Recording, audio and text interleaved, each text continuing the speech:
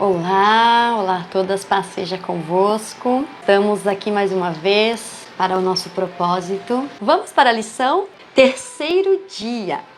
Preenchidas com paz, longanimidade, benignidade e bondade. Vocês são o povo de Deus. Ele os amou e os escolheu para serem dele. Portanto, vistam-se de misericórdia, de bondade, de humildade, de delicadeza e de paciência. Não fiquem irritados uns com os outros e perdoem uns aos outros. Caso alguém tenha alguma queixa contra outra pessoa, assim como o Senhor perdoou vocês, perdoem uns aos outros. E assim, de tudo, tenham amor, pois o amor une perfeitamente todas as coisas. Colossenses capítulo 3, de 12 ao 14. Preenchidas com paz. Esse é o nosso fruto que vamos estudar a partir de agora. Vamos ver? A Bíblia promete que podemos experimentar uma paz que desafia a lógica. Que tal? É a paz de Deus, que ninguém consegue entender. Guardará o coração e a mente de vocês, pois vocês estão unidos com Cristo Jesus. Está lá em Filipenses, capítulo 4, versículo 7. Parece ótimo, mas como? Como podemos ser preenchidas com a paz que ninguém consegue entender? Felizmente, Deus não nos deixa no escuro e nem diz: vocês que deem um jeito de descobrir isso. É para a glória de Deus que somos preenchidas, porque é a partir disso que nós nos tornamos mulheres poderosas nas suas mãos. Ele quer nos preencher com mais paz do que nós mesmos desejamos ser preenchidas. Se você está ouvindo aí ao fundo uns sons de trovão, é que o tempo fechou aqui. Está chovendo muito. E olha, estamos falando de paz. Não tem nada melhor do que uma chuva para dormirmos bem. Mas agora é hora de estudar. Vamos continuar. A resposta pode ser encontrada nos próximos 2 versos. Por último, meus irmãos, encham a mente de vocês com tudo o que é bom e merece elogios. Isto é, tudo que é verdadeiro, digno, correto, puro, agradável e decente. Ponham em prática o que vocês receberam e aprenderam de mim, tanto com as minhas palavras, com as minhas ações. E o Deus que nos dá a paz estará com vocês. Filipenses capítulo 4, versículos 8 e 9. De novo, a paz não é algo pelo qual esperamos pacientemente. Colossenses 3,15 nos diz que a paz de Cristo, que Cristo dá, dirige a vocês nas suas decisões. Isso é mandamento. 2 Timóteo capítulo 2, versículos 22 e 23, coloca isso de uma forma ainda mais forte. E você, Timóteo, fuja das paixões da mocidade e procure viver uma vida correta, com fé, amor e paz, junto com os que, com um coração puro, pedem ajuda do Senhor. Fique longe das discussões tolas e sem valor, pois você sabe que elas sempre acabam em brigas. Bem compreensível. Paz não é apenas algo pelo qual devemos lutar para sermos preenchidas nos momentos de quietude e quando estamos sozinhas em casa, ou quando está uma chuva dessa e você pensa: ai, que paz. Paz é uma atitude com a qual precisamos transbordar quando interagimos com os outros. E, de novo, a Bíblia não faz rodeios em relação a isso. É um trabalho duro. Procurem ter paz com todos e se esforcem para viver uma vida completamente dedicada ao Senhor, pois sem isso ninguém o verá. Hebreus capítulo 12, versículo 14. É algo sério. Se nós tivéssemos mais pacificadores em nossas igrejas e menos encrenqueiros, isso não faria uma diferença incrível? Isso não traria mais glória a Deus? e mais pessoas para o seu reino. Você precisa acreditar nisso. Quantas pessoas já desistiram de acreditar e foram embora desiludidas depois da divisão de uma igreja? Quantas pessoas nunca vieram a Cristo porque a igreja estava tão ocupada com suas brigas e disputas de posições? Quantos mais estão desligados do cristianismo por causa do que vem acontecendo nas igrejas? Você sabe qual é o oposto de pacificador? É uma pessoa cheia de si.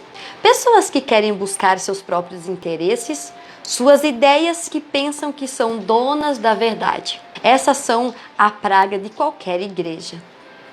Eu sei disso porque eu já fui uma dessas pessoas. Isso nos leva de volta ao estudo sobre a importância de nos esvaziarmos de nós mesmas, não é? Até que estejamos vazias, não podemos ser canais de paz. É muito lixo emocional e espiritual, impedindo o caminho. Com certeza, há momentos na igreja em que precisamos nos posicionar, como em momentos em que a palavra de Deus está comprometida, ou quando uma irmã está vivendo em pecado, nós precisamos ter a coragem de confrontá-la de uma forma amorosa. No que depender de vocês, façam todo o possível para viver em paz e com todas as pessoas. Romanos 12, versículo 18. Uma mulher que vive em paz consigo mesma e com os outros é poderosa nas mãos de Deus. Agora vamos falar de mais alguns frutos, preenchidas com longanimidade. Palavra longa. Amém? Tenta falar aí, é um pouco difícil, tive que dar uma treinada. O versículo de hoje de Colossenses nos incita enquanto pessoas escolhidas por Deus. Não fiquem irritadas uns com os outros e perdoem uns aos outros. Colossenses 3:13. Entenda, longanimidade e perdão têm uma ligação vital. Eu tenho um pôster velho no qual está escrito: por favor, seja paciente, Deus ainda não terminou comigo. Nós conseguimos suportar as palhaçadas uns dos outros, contanto que não guardemos rancor. Se nos apegarmos a toda ofensa e nos recusarmos a perdoar, a nossa paciência acabará rapidamente. Nossas emoções são como um armazém. Nós podemos armazenar apenas certa quantidade de sentimentos pesados antes de explodirmos em ira, amargura e ressentimento. É por isso que pessoas que não perdoam são tão impacientes. Seu armazém está sempre à beira de transbordar. Eu já fui assim, ainda consigo ser algumas vezes. Meu coração era tão cheio de amargura e minha mente tão ocupada com anos de recordações sobre quem me ofendeu e quem nunca me agradeceu pelos favores que fiz, que no momento em que alguém pisava no meu calo, eu simplesmente explodia. Eu temia que, ao perdoar as pessoas que me feriram, isso seria como se eu estivesse lhe dizendo que estava tudo bem elas terem feito o que me fizeram. Então, eu aprendi que o perdão não faz com que as pessoas se tornem corretas pelo que fizeram, mas o perdão me liberta. Você é uma pessoa impaciente? Examine o seu coração e você descobrirá que o seu real problema pode ser um coração duro, que não perdoa as feridas passadas. Não agarrar-se às feridas passadas não lhe trará benefício algum. Isso irá, no entanto, impedir que você se torne uma mulher poderosa nas mãos de Deus. Provérbios 19:11 diz: a pessoa sensata controla o seu gênio e a sua grandeza é perdoar quem a ofende. Quando somos pacientes com os outros, podemos perdoá-los, podemos ignorar as ofensas. E quando perdoamos, descobrimos que temos um armazém inteiro preenchido com paciência. Aleluias!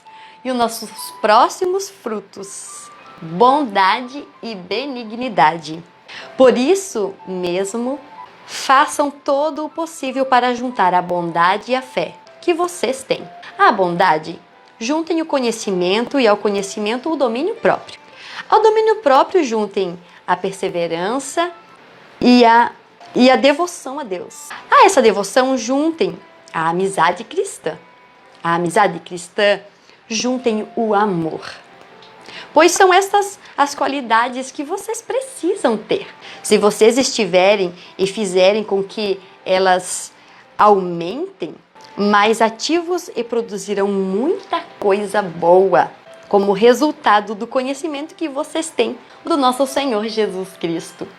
Esse texto está no livro de 2 Pedro, capítulo 1, versículos 5 a 8.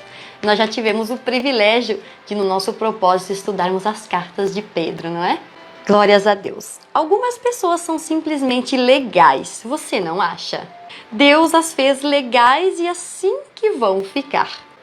Ele deu a elas o gene da legalidade, mas você já chegou a suspeitar que você entrou na fila errada quando Deus estava distribuindo este gene?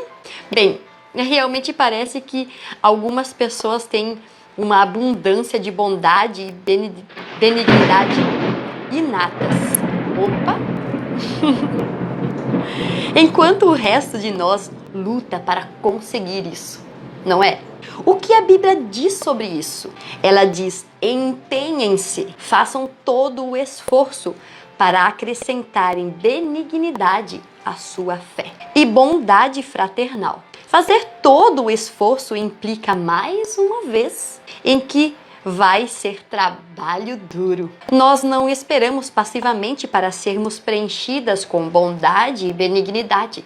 Nós ativamente buscamos ser preenchidas. Por quê? Porque se possuirmos essas qualidades e elas estiverem em crescimento dentro de nós, aleluias, então elas impedirão que sejamos inoperantes e improdutivas no conhecimento do nosso Senhor Jesus Cristo. Simples assim. É possível ter conhecimento do nosso Senhor Jesus Cristo e ainda assim ser inoperantes e improdutivos. Isso é uma afirmação. Esse não é um pensamento sóbrio.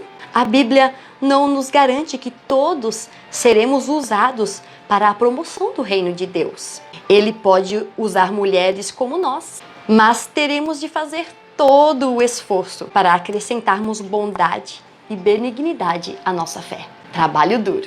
Ao mesmo tempo que a verdade é que Deus frequentemente escolhe as pessoas mais improváveis para realizar sua obra por intermédio delas. Não dá para você ficar aonde está e ir com Deus ao mesmo tempo. Sim, Deus estava disposto a trabalhar por intermédio de Raabe, a prostituta, mas ela tinha que estar disposta a abandonar o seu povo e ir com os israelitas. Deus estava disposto a trabalhar por intermédio de Pedro, o impetuoso, mas ele tinha de estar disposto a deixar o seu negócio de pesca e seguir a Cristo.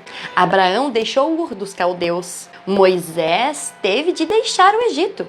Cuidou de ovelhas por 40 anos. Retornou ao Egito e deixou novamente o povo de Deus. Davi teve de deixar para trás o pastoreio de ovelhas para lutar contra Golias e depois para se tornar rei de Israel. É um padrão que se repete através das Escrituras. Deus nos aceita onde estamos, mas Ele quer que nós continuamos indo em frente.